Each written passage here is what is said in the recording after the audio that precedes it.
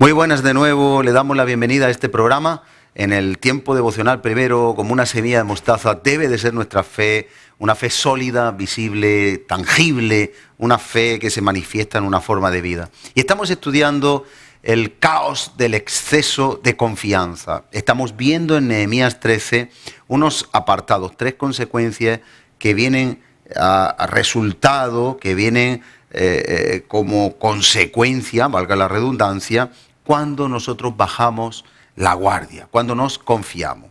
Vimos que la confianza, como por ejemplo en los accidentes domésticos, traen gran cantidad de fallecimientos anuales aquí en esta nación, en España. Y si usted quiere hacerse una idea, son 2.500 muertes en los hogares según el Instituto Nacional de Estadística. Cuando bajamos la confianza, creemos que todo está bien, que todo está controlado, ahí es donde precisamente pueden surgir situaciones difíciles que pueden costar incluso la vida.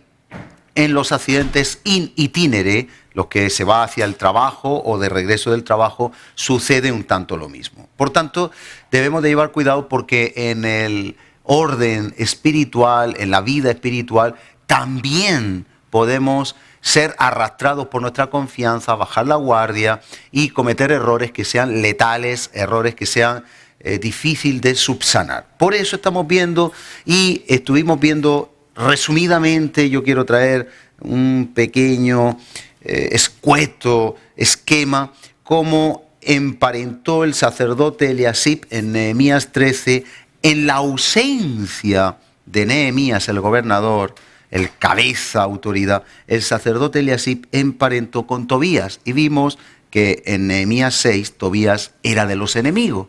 Así que al meterlo en la cámara del templo de Dios, al introducirlo en la cámara donde antes había trigo, alimento, vino, el gozo, aceite, la unción, incienso, la oración, desalojaron todo lo que era de Dios.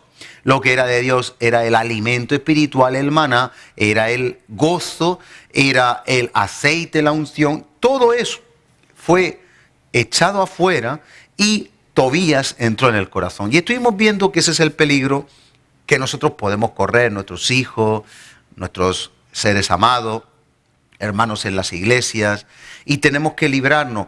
Y vimos cómo dice el versículo 7, que cuando volvió de Jerusalén y se percató del gran mal que había hecho Eliasib, dice, supe del mal que había hecho Eliasib por consideración a Tobías. Nosotros no podemos entrar a considerar lo que es de este mundo antes que lo que es de Dios. Dios debe de ser lo primero. El tiempo de adoración, de comunión, de intercesión, el tiempo de alabanza, el tiempo de gratitud, el tiempo de intimidad, el tiempo de congregarnos, de coinonía con los hermanos, es prioritario, porque entonces Tobías puede entrar en nuestro corazón buscando un sustituto que desaloje lo que es realmente de Dios. Por lo tanto, en esa tesitura nos estábamos moviendo y vimos que la consecuencia fue que todo lo que era adoración, los levitas, se marcharon. Marcharon los levitas cada uno a su lugar. Si se acaba el incienso, que son las oraciones de los santos según Apocalipsis, el aceite, que es la unción, el vino, que es el gozo, y el alimento, ¿qué hacen los levitas? ¿Qué hace nuestro espíritu? El espíritu es verdad que no se marcha, se queda dentro de nosotros, pero se contrista y queda arrinconado, queda entristecido. Entonces, cuando queda entristecido el Espíritu Santo, ¿qué le queda a una persona?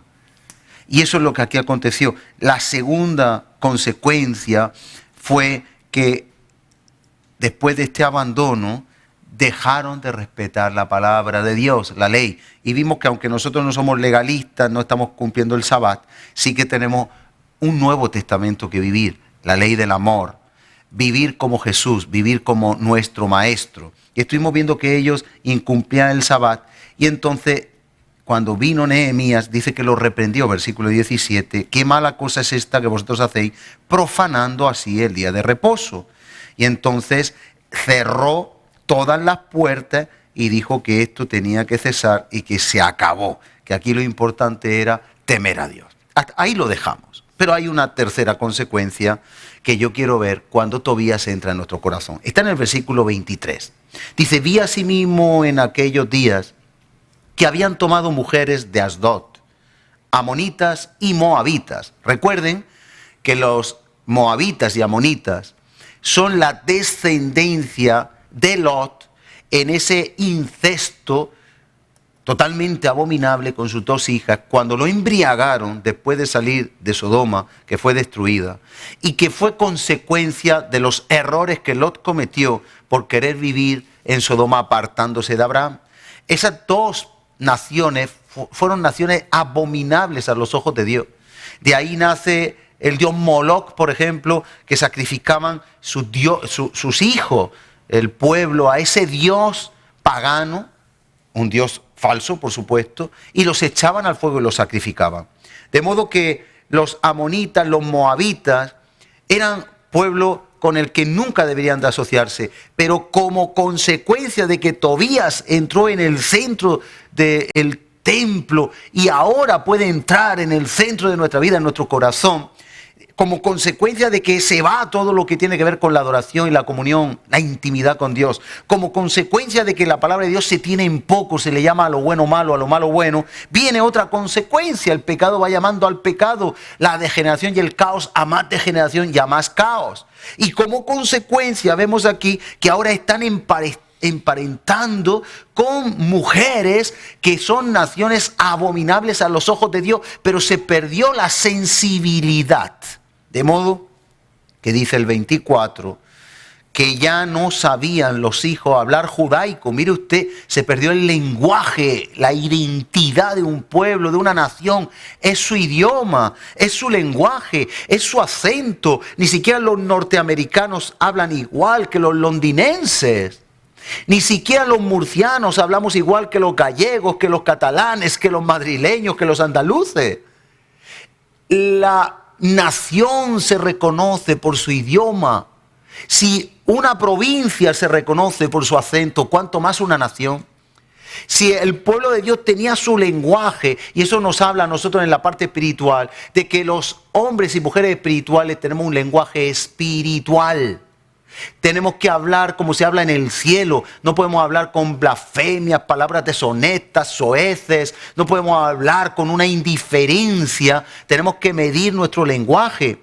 Y dice la palabra, no sabían hablar judaico, sino que hablaban conforme a la lengua de cada pueblo. Y esto puede ocurrir, que empecemos a hablar un lenguaje que nada tiene que ver con el lenguaje espiritual. Miren cómo está acabando el pueblo porque Tobías entró al corazón. Miren las consecuencias, cómo las fichas de dominó van tirando cada una a la siguiente, y cómo entramos en un caos terrible. Y ahora dice, y reñí con ellos, los maldije, los herí a algunos de ellos, les arranqué los cabellos, les hice jurar diciendo, no daréis vuestras hijas a sus hijos, y no tomaréis de sus hijas para vuestros hijos, ni para vosotros mismos. Y ahora dice el versículo 26, para que vean que no podemos bajar la guardia. Y este es el broche final. Salomón, nos habla de Salomón ahora. Salomón era el hombre más sabio de la tierra. Dios mismo dijo que nunca había habido, ni nunca iba a haber un hombre tan sabio como Salomón. Y si un hombre con la sabiduría de Salomón es capaz, como vamos a ver, por bajar la guardia, de arruinar todo el llamado, el propósito, de tener el corazón de Dios, y acabó levantando altares a ídolos, a otros dioses paganos, y quemando incienso con esas mujeres que eran extranjeras. Si Salomón con toda su gloria y su sabiduría cayó en semejante desgracia, porque es una desgracia, ¿acaso usted y yo estamos libres? Si cayó en tal incongruencia, ¿acaso usted y yo estamos libres? No podemos bajar la guardia, amado, amada. Mire usted, ¿no pecó en esto Salomón, rey de Israel? Bien que en muchas naciones no hubo rey como él, que era amado de su Dios, y Dios lo había puesto por rey sobre todo Israel. Aún a él, aún a este hombre sabio, al que escribió los Proverbios, al que escribió Eclesiastés, a un hombre con toda su sabiduría. La palabra nos habla muchísimo de ello, que aún la reina de Saba quiso venir a conocerlo. Era un hombre excepcional, jamás ha habido uno como él. Y dice que aún a pesar de ser un hombre excepcional, aún bajó la guardia violó la palabra de Dios, la tuvo en poco, un Tobías entró en su corazón a través del amor hacia las mujeres. Quizás se creyó muy sabio en su propia sabiduría y se hizo necio. Pero sea como sea, hay una enseñanza. Él bajó la guardia y dice, aún a él le hicieron pecar, le hicieron desviarse del propósito, errar el blanco, fallarle a Dios, las mujeres extranjeras. Y obedeceremos a vosotros para cometer todo este mal tan grande de prevaricar contra nuestro Dios, tomando mujeres extranjeras. Fíjese el caos del exceso de confianza, de bajar la guardia. Por eso, amado, amada, terminando ya este tema y esta parte devocional, yo quiero decirle que nos tenemos que poner a cuentas con el Señor, que no es a nuestra manera, sino a la suya. Que a veces nosotros decimos, yo controlo, pero qué triste. Al final causamos daño a nosotros mismos y a los demás. Con el pecado no se juega. Si Dios dice que algo es pecado, eso es pecado. No pase, no traspase la línea. La línea no se puede traspasar. Hemos de huir del pecado. Hemos de huir de las pasiones juveniles. Hemos de huir de todo aquello que pueda ser una amenaza a la adoración, a la alabanza, a la santidad, a la comunión, a la intimidad con nuestro Padre. Tenemos que mantenernos firmes, tenemos que mantenernos conforme a la palabra. Vamos a orar y vamos a pasar a ver después un vídeo y tiempo de tertulia. Padre, en el nombre de Jesús, ¿qué enseñanza nos arroja tu palabra? Es una enseñanza que no nos puede dejar iguales. Yo quiero clamarte que cada persona que nos ha seguido en este programa pueda encontrar a través de la enseñanza que hemos ministrado en esta mañana esa fuerza para no dejar entrar a Tobías en el corazón. La ociosidad puede ser Tobías, la liviandad, la frialdad, la tibieza, las cosas de este mundo, las novelas, las series de televisión, las películas, la cinofilia. Señor, tantas cosas que pueden venir aquí y que pueden reemplazar aún un hobby, el tiempo que es tuyo, la economía que es para ti, la entrega que es para ti, la dedicación que es para ti, que no lo suplante nada. Porque el sacerdote Eliasib introdujo a Tobías en la cámara, en el templo, donde tenía que alojarse lo que era para Dios. Que no alojemos jamás al enemigo sin saberlo en el centro de nuestro ser, porque ahí debes de estar tú. Gracias, Señor. Estas consecuencias se evitan si nosotros estamos en guardia, así como los 300 de Gedeón bebían agua en guardia. No bajaban la guardia. Eran pocos pero suficientes para vencer, porque de Dios viene la victoria.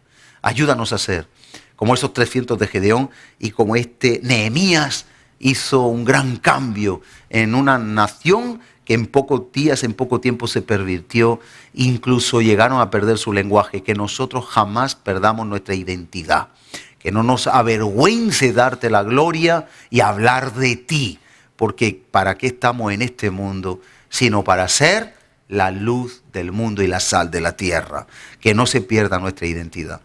Gracias, Señor. Yo te pido por aquellos que han caído, para que tú los levantes, aquellos que se han extraviado, para que tú los reencuentres, los vuelvas al camino de la bendición, de la salvación, y que todos podamos de la mano unidos construir el reino de los cielos aquí en la tierra y no destruir el reino de los cielos para construir el del principado de este mundo.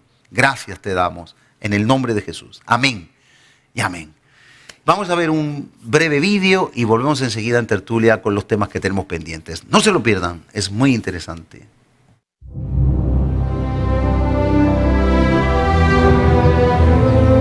Y cuando el Hijo del Hombre venga en su gloria, y todos los santos ángeles con él, se sentará sobre el trono de su gloria. Y se reunirán ante él todas las naciones. Entonces apartará los unos de los otros, como aparta el pastor las ovejas de los cabritos. Y pondrá las ovejas a su derecha y los cabritos a la izquierda. Entonces el rey dirá a los que estén a su derecha: Venid, benditos de mi Padre, heredad del reino preparado para vosotros desde la fundación del mundo. Porque tuve hambre y me disteis de comer, Tuve sed y me disteis de beber. Fui forastero y me recogisteis. Desnudo y me cubristeis. Enfermo y me visitasteis. Estuve en la cárcel y vinisteis a mí. Entonces los justos le responderán diciendo: Señor, ¿cuándo te vimos hambriento y te sustentamos? ¿O sediento y te dimos de beber? ¿Cuándo te vimos forastero y te recogimos? ¿O desnudo y te cubrimos? ¿O cuándo te vimos enfermo o en la cárcel y fuimos a verte?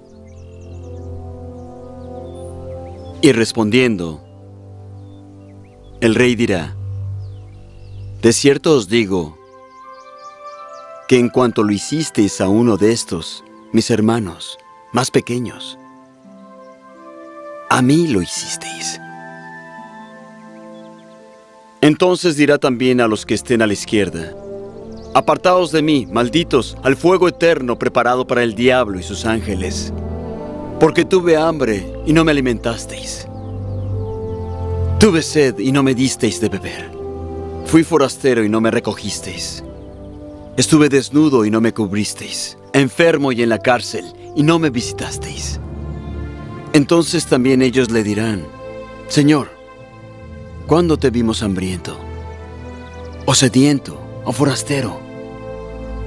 ¿O desnudo? ¿O enfermo? ¿O en la cárcel? Y no te servimos. Entonces le responderá diciendo: de cierto os digo que en cuanto no lo hicisteis a uno de estos más pequeños, tampoco lo hicisteis a mí. E irán todos estos al tormento eterno, y los justos a la vida eterna.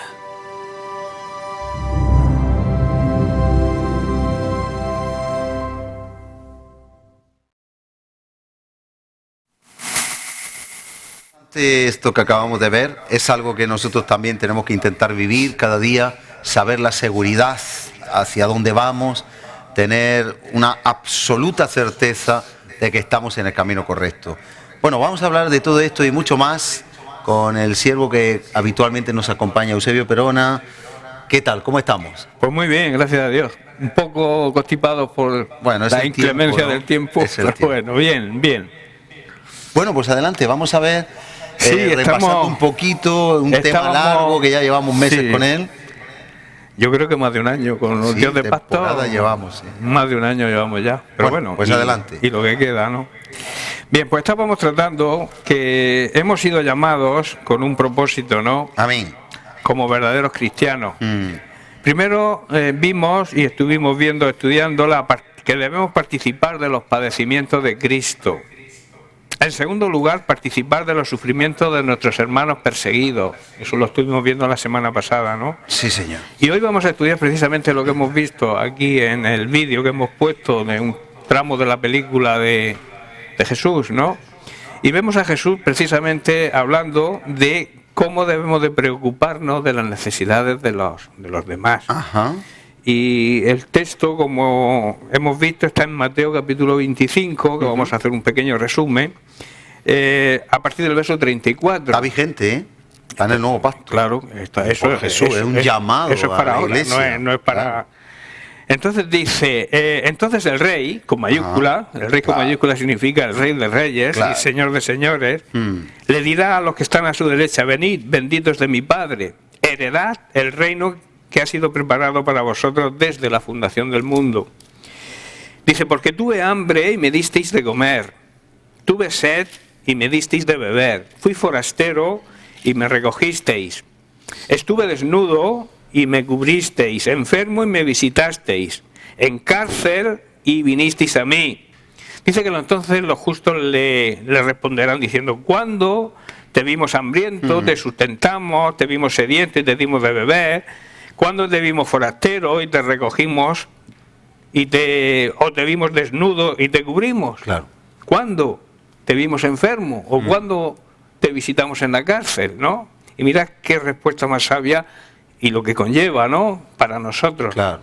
Dice, y respondió el rey, de cierto os digo que en cuanto lo hicisteis a uno de estos mis hermanos más pequeños, los más pequeños significan los más desfavorecidos, más necesitados, a mí me lo hicisteis. Amén. Por eso un verdadero cristiano, un verdadero discípulo del Señor, tiene que participar de los sufrimientos y tratar de ayudar a las personas que lo necesitan.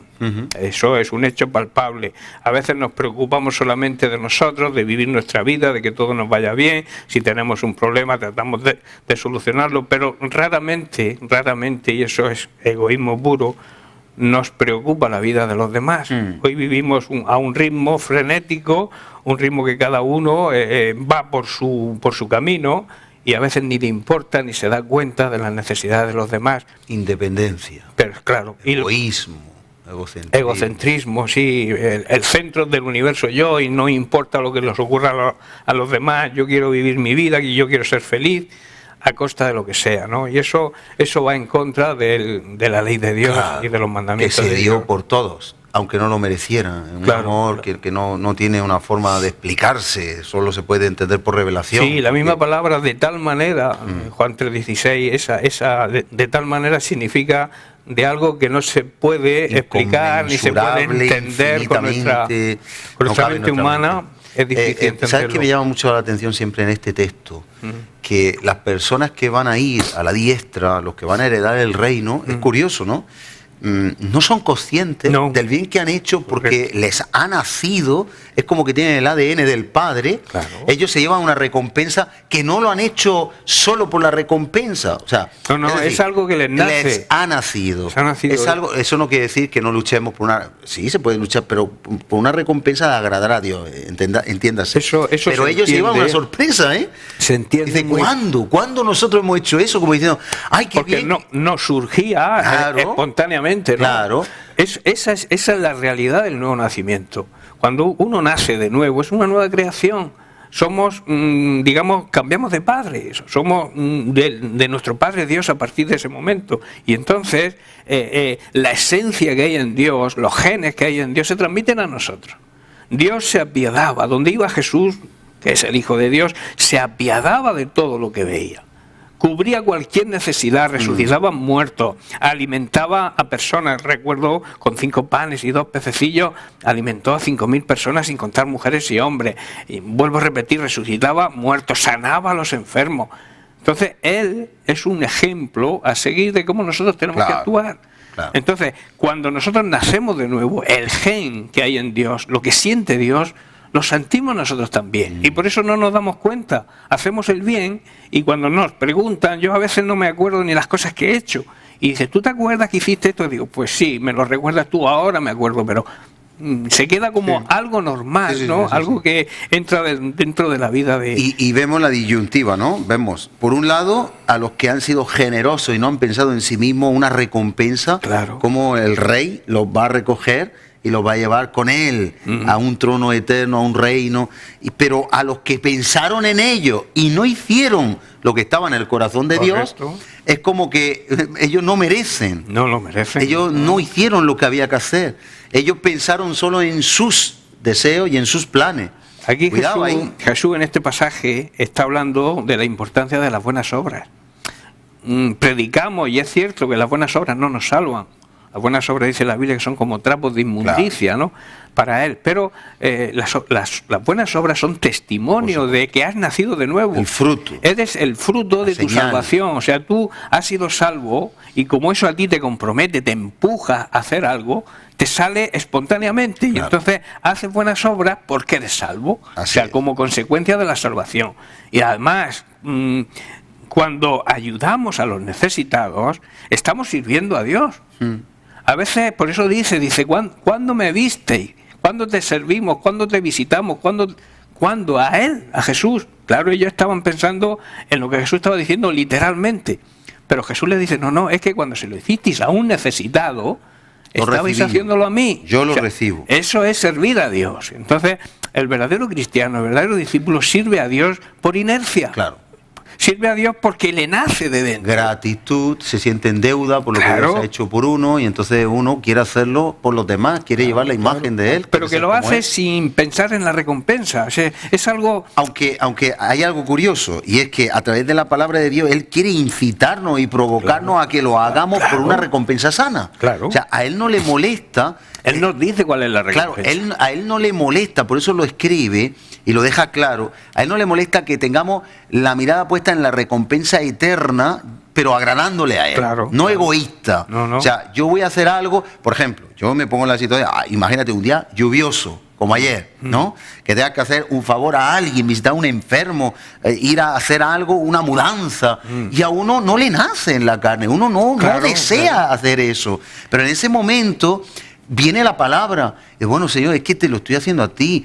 Yo sé que le voy a hacer un bien a esta persona, pero te lo estoy haciendo a ti. El Señor se agrada con que lo hagamos así. Lo que no le agrada es decir, bueno, yo voy a dar esto para que me venga multiplicado. Si lo haces por la multiplicación, ahí ya vas por los panes. Y mucha gente que, digamos, se añade, iba a decir convertirse, pero no es la palabra, se añade a una iglesia o empieza a incorporarse a una iglesia, muchos lo hacen por miedo a la condenación. Sí, o por miedo a una enfermedad. Por miedo, o por querer exactamente, sanarse. o porque si no lo hago me viene maldición. Claro. Eso no hay que plantearlo así. Por esperar un premio de que no puedo tener hijos, a ver si así sí. Mucha gente ofrenda para que Dios le multiplique luego, pero no es la motivación. No es la finalidad. La motivación, como veremos luego en la iglesia primitiva, la motivación tiene que ser otra. La motivación tiene que ser, todo lo que yo haga tiene que ser para agradar a Dios. Por supuesto. Pero no midiendo la recompensa de la salvación o de la condenación, que vayamos a la derecha o que vayamos a la izquierda, sino pensando que hemos nacido de nuevo, somos una nueva creación en Cristo. Y se lo debemos todo. Y entonces todo depende de Él. Y todo lo que yo tengo es por su misericordia. Todo lo que yo hago es por su misericordia. Y es una honra poder bendecirlo y poder estar en paz con Él. Y poder disfrutar de ese estatus. Hay un estado de gracia, hay un estado de gozo, de paz, de tranquilidad, de reposo en su presencia, que es para nosotros, para disfrutarlo. De esa paz que la Biblia dice, esa paz que transmite Dios, que no se puede analizar con la mente humana. No cabe en la mente. No cabe. La paz de Dios que sobrepasa todo entendimiento. Tú puedes tener paz, digamos, física con tu esposo, con tu esposa, con tu familia, con tus amigos, pero la paz que da Dios es diferente. Inconmensurable. Es que se trata de tener la paz hecha con Dios. Y cuando nosotros andamos, porque el pecado rompe la comunión con Dios, que es lo que estamos tratando fundamentalmente. Cuando tú rompes la comunión con Dios a través del pecado, tú por mucha paz que tengas con los que te rodean, tú no te sientes feliz, interiormente tú no estás bien, porque es necesaria la paz de Dios cada día en nuestra vida. Lo mismo que la bendición de Dios no hace falta cada día. La bendición de Dios viene a través de la comunión y la intimidad con Dios. El ejemplo de Jonás. Una tormenta terrible. En el camarote él dice que estaba durmiendo, pero estaba en una tormenta terrible que le duró poco esa supuesta paz. Porque no puedes tener paz si estás mal con Dios. Estaba huyendo de la voluntad de Dios. Y al final lo despertaron. ¡Dormilón! ¿Qué pasa? O sea, que no hay paz. Como dice la Biblia, no hay paz para el impío. Lo dice en varios lugares. No hay paz para el impío. La única paz es cuando estamos en paz con Dios en Cristo Jesús, Romanos 5. Por eso tenemos que andar en esas buenas obras que según Pablo en Efesios capítulo 2, verso 10, dice que hemos sido creados en Cristo para buenas obras. Porque Cristo ya preparó esas buenas obras de antemano, ¿para qué? Para que anduviéramos en ellas. O sea, no te salvas haciendo buenas obras, eres salvo y entonces haces buenas obras. Porque lo que Dios ha hecho en nuestra vida a nosotros nos obliga, nos compromete, nos empuja a actuar de esa manera y a andar en esas buenas obras. A mí me gusta la definición que dice: la salvación es voluntad exclusiva de Dios, Él lo hace todo, es su soberanía y es un instante. Mientras que la santificación implica nuestra voluntad, por supuesto con su ayuda, pero es un proceso de toda una vida. Entonces, salvación depende del Padre. Santificación, aunque es con su ayuda, depende de que el hombre quiera santificarse y limpiarse. Él te pone el jabón, te pone el agua, te pone la toalla, límpiate. Ay, que no quiero. No, sí. Oiga, sucio. Escucha, hay muchos casos en la Biblia cuando Jesús le decía a los que estaban enfermos, a los paralíticos, le decían, levántate. O sea, no los levantaba él. Decía, y a veces decía, ¿quieres ser salvo? Claro. ¿Quieres? A veces, no quieres, yo no te voy a veces te pones, yo cuando me profundizo y empiezo a analizar en los textos y en la palabra de Dios todas estas cosas, digo, el Señor qué sabio era, ¿eh? Y cómo nos transmite hoy principios básicos para que entendamos lo que es servir a Dios y lo que es obedecer a Dios y hacer nuestra parte. Porque Dios hace la suya y Él la hace bien. Sin duda. Nosotros tenemos que hacer la nuestra. Si yo necesito algo y el Señor me dice levántate o tómalo, yo tengo que levantarme y tomarlo. Claro. Si tú me haces a mí un regalo, pero no te tiendo la mano para que me lo des, no lo recibo. Y Él te dice, aquí tienes el regalo, sí. Cógelo. Sí. Aquí tienes tu salvación, cógela. El sacrificio de Cristo en la cruz nos salva a toda la humanidad si aceptamos el regalo. El cheque en blanco que tienes que cogerlo, si no lo aceptas es imposible. Tú puedes tener un conocimiento mental, un asentimiento mental de que Cristo murió en la cruz y gracias a esa muerte los pecadores son exentos del pecado mediante el arrepentimiento. Pero el arrepentimiento conlleva un acto por mi parte. Claro. Es decir, voy por un camino erróneo, cambio de sentido, 180 grados. Si voy hacia el sur, vuelvo hacia el norte. Y entonces mi parte la hago y entonces Dios hace la suya. Claro. Si yo no hago mi parte, Dios no puede. Por supuesto. Lo tenemos con las manos atadas. Sí, y es importante entender eso. Yo quiero matizar, mira, es que realmente la salvación en sí, que empezamos a vivirla ya, que no es cuando uno se muere, empieza a vivirla con la paz que tú has dicho, con Dios. Pero es un cheque en blanco en el sentido, no económico. Escuchen, tenemos tanto gozo infinito en medio de las pruebas. Claro. Es que las pruebas son para paz en medio de las tormentas de la vida. Tenemos provisión espiritual, toda la que necesitemos. Dice en Efesios 1 que hemos sido bendecidos con toda bendición espiritual en los lugares celestiales. Cuando el apóstol Pablo dice que dobla sus rodillas para que entendamos y habla de la altura, la anchura, la profundidad, o sea, del amor de Dios que excede todo, que es infinito, es un cheque en blanco. Nosotros podemos vivir como nadie, si de verdad la iglesia estuviéramos todos viviendo, que se vive, yo no digo que no, pero si de verdad todos impactaríamos esta nación y la gente diría, ¿por qué yo voy a buscar el budismo, el yoga, el satanismo que está avanzando? El hombre busca todo eso porque se siente mal. Y vacío. Se siente vacío, se siente con la necesidad de algo. Algo le falta que no llena lo material.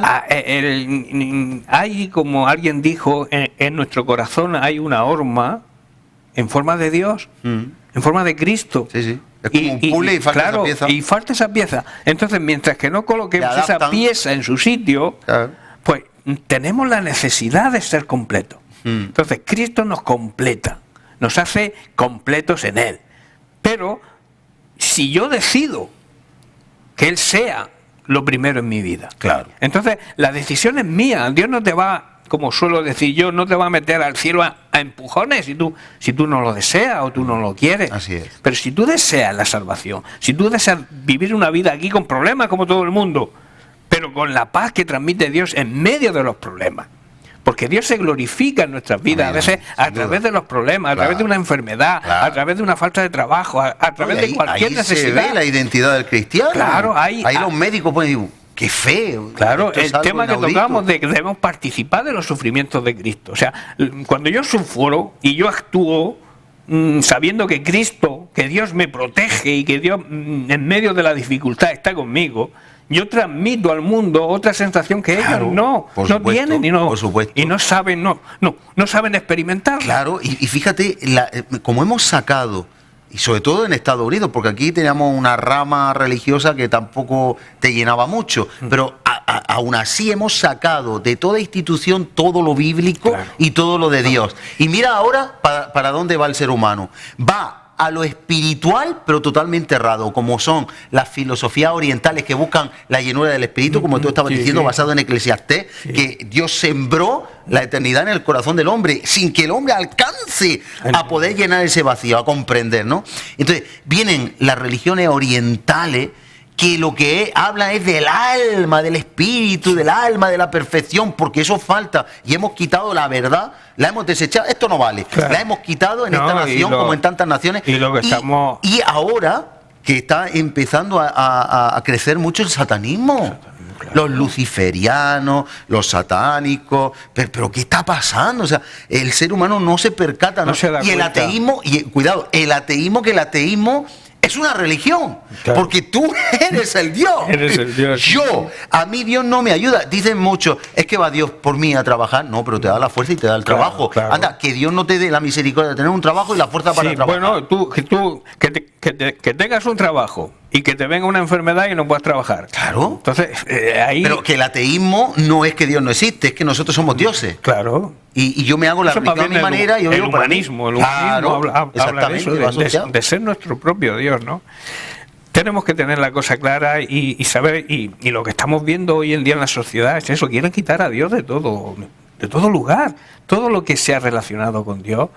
Como que molesta. Sí, habla de que somos, yo que sé, antiguos, no estamos al corriente de la situación actual, somos, la ciencia, lo que ha avanzado la ciencia. ¿Acaso no hay científico eminente pero que demuestra? Si la ciencia cada vez más demuestra la existencia de Dios. Y la historia. O sea, hechos verídicos, hechos comprobados. Sí. Pero no, le damos la espalda a Dios y traemos filosofías nuevas, doctrinas, enseñanzas del mismo diablo, pues son satánicas, y entonces valoramos más eso que la verdad que es Cristo. Y una cosa, el lunes estaba hablando con una persona que está haciendo algo en casa y en la iglesia, un técnico, digamos, él no se identifica con ninguna religión, y me dice a mí, tiene amistad, el vecino, y me dice... Hay que ver, Ambrosio, que el ser humano, en vez de evolucionar, fíjate lo que dijo, para bien, evoluciona para mal. Dice él no se confiesa cristiano, cada vez estamos peor. Y le dije yo, la Biblia dice que los hombres irán de mal en peor. Dice, es que somos, y digo, animales, bestias, dice, eso. Digo, todo eso está. Fíjate que aún el que dice que no cree, observa, analiza, porque él dice... Tanta ciencia, tanto conocimiento, tanta tecnología para supuestamente que seamos mejores y cada vez somos peores. Más defraudación, más robo, más violencia. Delincuencia. Y él analizaba, hablando conmigo, claro, yo lo he llevado toda la palabra. Eso está escrito en tal sitio. Claro, eso está escrito pero es que no se dan cuenta de lo que el hombre siembra, lo que recoge. Y que la evolución, no, que dicen los científicos, no es real, porque el ser humano iría a mejor. Y vamos a peor, nos estamos destruyendo. Sí. Es la pura verdad. Y eso lo dice un pecador que no se confiesa creyente. Fíjate, cómo observa. Sí, tienen que reconocerlo, porque una persona sensata que analice las situaciones ve exactamente lo que tú estás diciendo, que no vamos aumentando la ciencia, aumentando la tecnología, más comodidad. Hoy te compras una tablet, mañana ya está obsoleta. Estamos viendo cómo avanza todo, la ciencia avanza. Sí. Pero el corazón del hombre el corazón como una piedra. Cada vez queremos quitar a Dios de la sociedad, queremos quitar a Dios de la familia, queremos quitar. Hay una película que a mí me encanta, no sé si la has visto ya, que es Yo Creo. No. Yo creo, I Believe. Entonces es una coproducción de este año. Yo la tengo. Que de un niño pequeño dentro de una familia que empieza desde chiquitico a leer la Biblia. Y su padre dice, no leas la Biblia. Papá, yo es que quiero encontrar la verdad. La verdad no está en la Biblia. Pues yo he leído que Jesús dice que es la verdad. Un crío de, no sé, de 6, 7 u 8 años enfrentándose a su padre. Qué bueno. Entonces, y entonces vemos, en el padre vemos lo que está ocurriendo hoy en día en la sociedad. Sí. Que quieren apartar la Biblia, es un libro que lo quieren quitar. Sí. Y acabarán por perseguirlo y quizá quitarlo, prohibirlo. Y luego vemos cómo se levanta una generación joven que yo creo que va a ser así. Que se va a levantar una generación joven que va a empezar a darse cuenta de la realidad. Pero eso tenemos que promoverlo los cristianos. Claro. Los cristianos podemos estar de brazos cruzados viendo cómo el mundo cada vez está peor y se va a la perdición total. Claro. Estamos hablando del clima, estamos hablando de tantas cosas que el hombre está haciendo mal. y no nos damos cuenta que la peor desgracia que el peor problema que el hombre está haciendo es negar a Dios. Porque si tú estás de parte de Dios, Dios te va a guiar a hacer las cosas bien.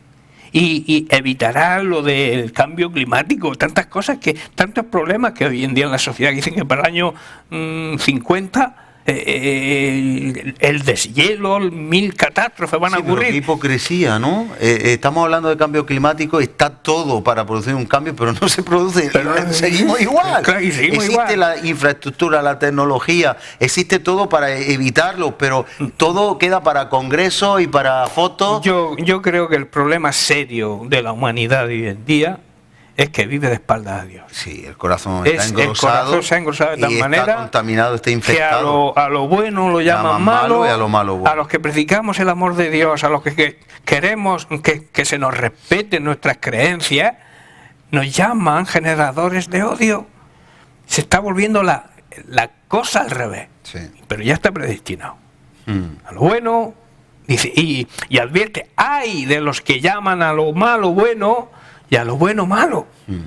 Están advertidos en la Biblia. Sí, hay mucho pasaje. Entonces hay una advertencia grande y que el hombre no se da cuenta. En Romanos 1 habla y Dios también muy cumple, bien. Dios cumple lo que dice en su palabra. En Romanos 1 habla mucho cuando se cambia la adoración al Creador por la admiración a la criatura.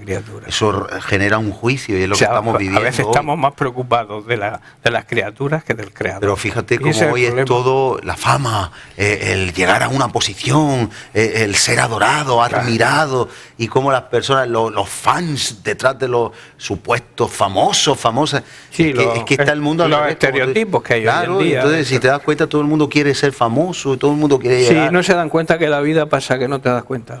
Prácticamente es como la Biblia dice como una neblina, es como el humo que despide un y la café hierba que hoy esté mañana deja de estar.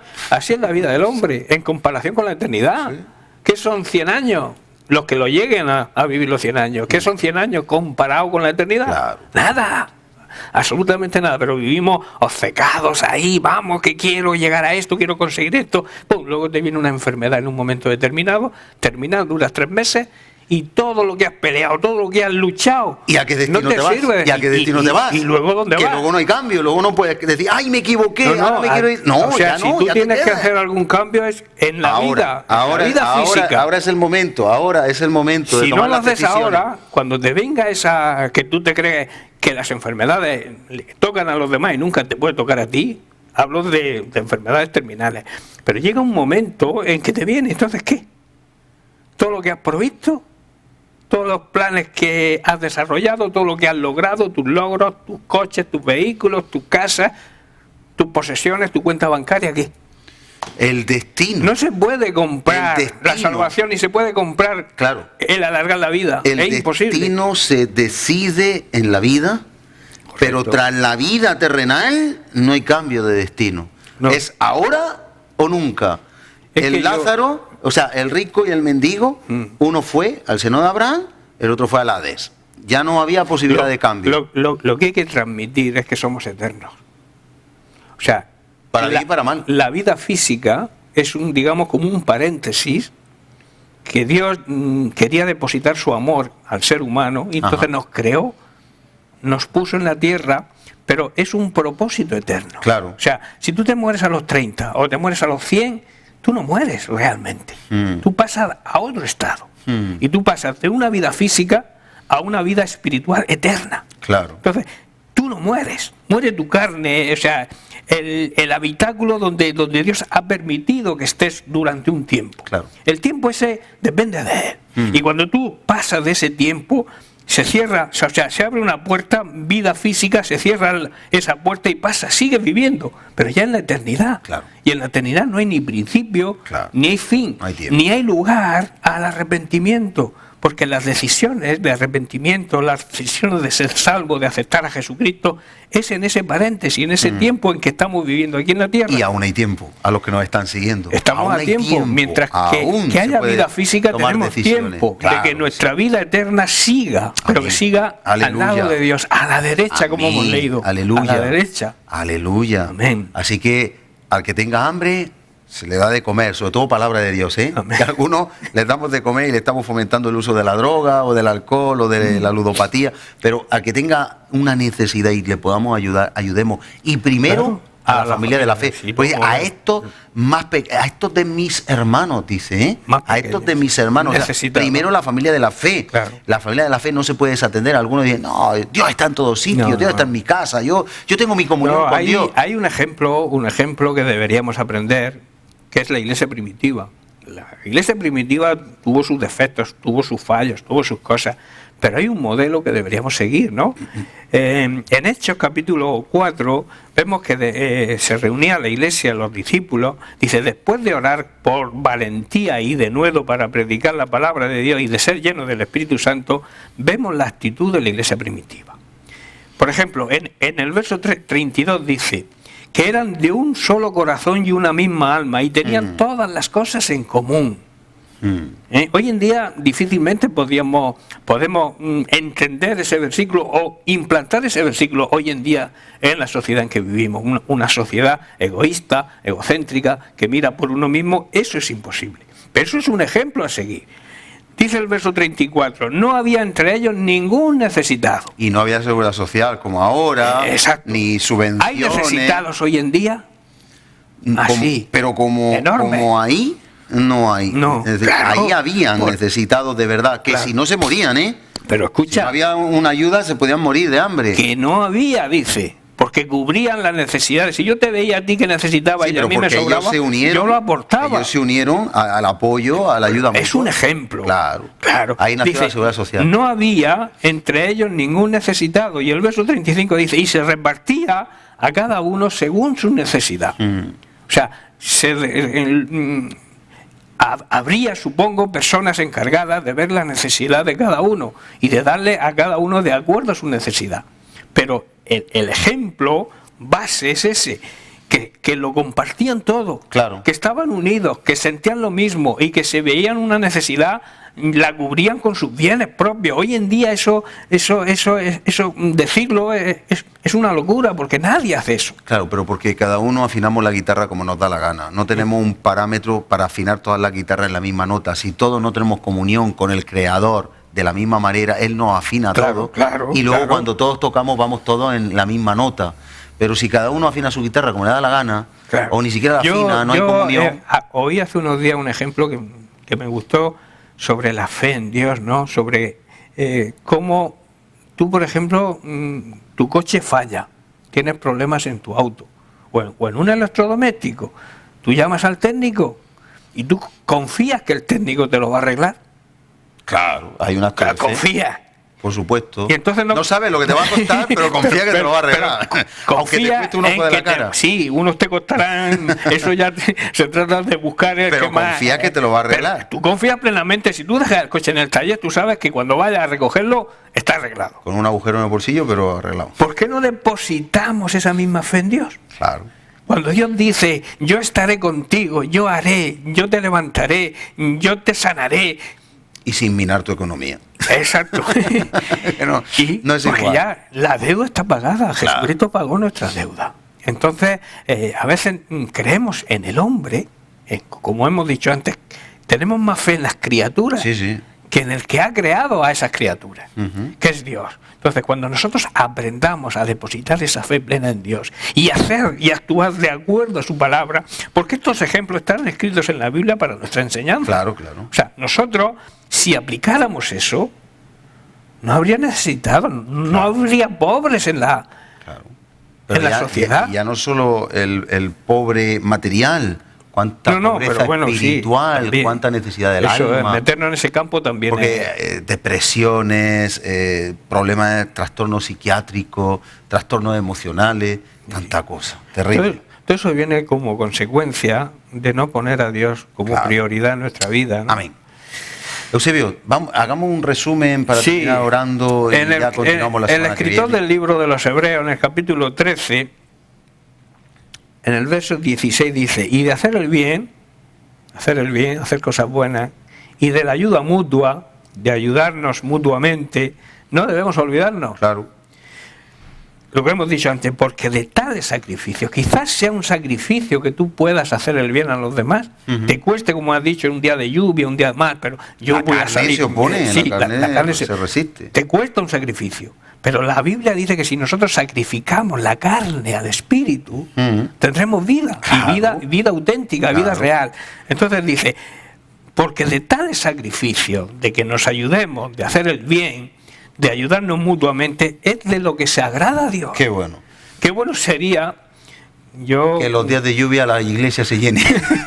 Vamos a ver hoy qué pasa. Madre mía, yo a veces llamo a alguien que he notado que ha faltado un domingo. ¿Qué te pasó el domingo? No, es que llovía. Digo, pero es que no tienes paraguas. Digo, ¿para qué se inventó el paraguas? Cosas así, ¿me entiendes? Entonces tenemos que aprender. Se agrada a Dios. Claro, son sacrificios. Claro. Luego está el sacrificio de la adoración, el sacrificio de la alabanza, honrar a Dios, respetarlo. ¿Sabe? Yo le digo, en el tema de la congregación, le digo a veces a la iglesia, digo, vamos a ver, cuando una persona celebra un cumpleaños, le manda una tarjeta de invitación a cada persona que ama. Oye, Eusebio, quiero que venga, es una fiesta especial. Oye, fulanito, oye, menganita. Y llega al cumpleaños y no va nadie. ¿Cómo se siente el que invita? Pues vaya, que no es amado. Claro. Ahora yo digo, ¿no es acaso cada convocatoria en cada lugar de reunión, en cada iglesia, no es una convocatoria que se toca trompeta y el pueblo, como en el tabernáculo, tenía que acudir a la convocatoria? No convoca a Dios, no toca trompeta a Dios. Escucha, y luego hay una gran promesa. En el Salmo 133 lo dice muy bien claro. Envía al Señor. Cuando estamos los hermanos juntos, en una misma armonía, en un mismo sentir, en un mismo pensar, en un mismo enfoque de la vida, Dios manda bendición. A veces decimos, Señor no me bendice, salud, el Señor no me bendice. Liberación, todo. Llevo tantos años en el Señor y yo qué sé, y no estás comprometido ni con la iglesia. Vas cuando te da la gana. Y si es que o vas y no estás en unidad con el cuerpo. Sí, hay diferencia. Claro, no hay comunión. Tiene que haber armonía. Decíamos que los verdaderos cristianos tenemos que tener comunión con Dios, comunión con el Hijo, con el Padre, con Jesucristo, el Hijo, y con el cuerpo de Cristo, que es la iglesia. Entonces mucha gente dice, yo no me quedo en casa porque yo veo televisión, yo leo la Biblia, yo oro. Pero ¿y la comunión con los hermanos? Claro. Si tú no te gusta estar con tu familia, que es la mejor familia, la familia de Dios, tú quieres estar con tu familia carnal, ¿no? Y porque los quieres y te agrada. Entonces, ¿cómo puedes decir que perteneces a una familia y no te reúnes con ellos? Pero que a veces nos reunimos, pero como si no estuviéramos reunidos. Sí, no, claro. Porque no hay una, como dice, comunión. Armonía. Puede que haya una relación, pero no una comunión. Mirad cuán bueno es habitar los hermanos juntos en armonía. Que cada uno toque su instrumento correctamente. Bueno, en serio, pues le hemos dado una buena, digamos, dinámica, explicación a lo que son obras que Dios quiere que nosotros, que se agrada de esas obras, como hacer el bien y ayudarnos los unos a los otros, tener esa armonía. Es participar de los sufrimientos económicos, de las necesidades. Y hemos visto cómo la necesidad del hombre es mucho más que algo terrenal, material. Algo físico, algo evanescente. Va todo unido. Vamos a terminar orando, ha sido interesante, seguiremos Dios mediante la semana próxima. Padre, en el nombre de Jesús, te damos las gracias porque tu palabra es colirio a nuestros ojos y a través de este colirio podemos ver con nitidez, con claridad y podemos permanecer en tu voluntad y tener la seguridad de que un día, cuando deje de latir este sencillo corazón, que es débil si tú no lo sustentas y le das la fuerza para latir cada día, cuando marchemos de este mundo, que tengamos seguridad de que nos vamos con el Padre a la vida eterna.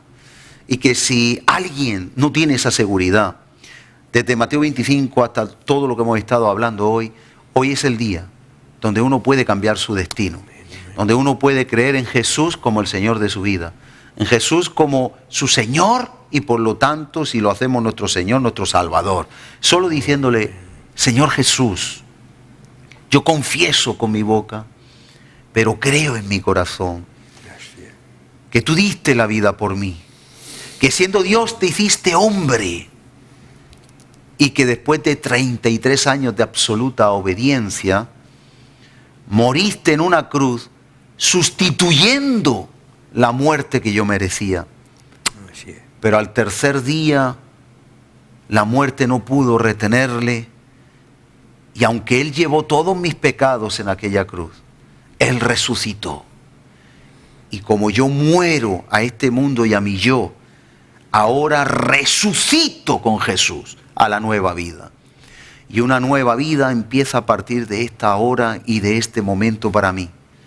La vida como siervo o como sierva del Dios Altísimo. Sí. Con un destino eterno en paz con Cristo Jesús. Gracias, Padre, por tu perdón. Haz de mí la persona que tú quieres que yo sea. Que mi vida te dé mucha gloria. En el nombre de Jesús. Amén. Amén. Si usted hizo esa oración, tenga fe y seguridad, como la que tiene uno en un mecánico, que usted ya está con el Señor y que Dios va a hacer algo grande en su vida. Y si ya la hizo, pues estamos aquí para recordar las grandes bendiciones que tenemos. Amén, amén. Y muchas gracias, Eusebio, y sobre todo al Señor por su ayuda, su presencia y su benevolencia. Que Dios les bendiga y hasta la próxima semana. Un abrazo muy fuerte. Dios les bendiga grandemente. En el nombre de Jesús. Amén, amén.